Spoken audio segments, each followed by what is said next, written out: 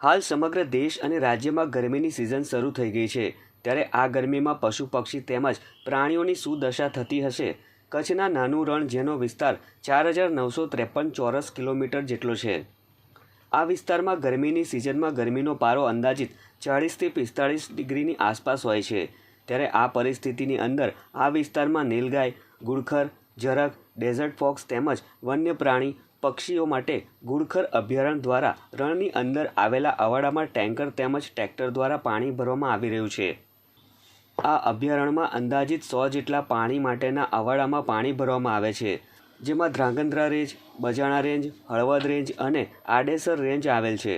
આ વિસ્તારમાં આવેલ પશુઓ પક્ષીઓ માટે તેમજ આ વિસ્તારમાં પશુ પક્ષીઓને ગરમીમાં પીવા માટે પાણી મળી રહે તેમજ તેમને કોઈ જાતની તકલીફ ન પડે તે માટે તંત્ર દ્વારા દરરોજ ટેન્કર તેમજ ટ્રેક્ટર મારફતે અવાડામાં પાણી ભરવામાં આવે છે.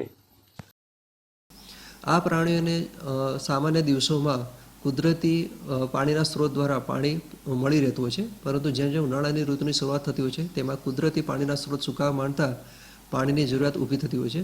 વધુમાં ગરમીની ઋતુ શરૂઆત થતાં જે તાપમાન છે એ 40-45 ડિગ્રી સુધી પહોંચી જતું હોય છે.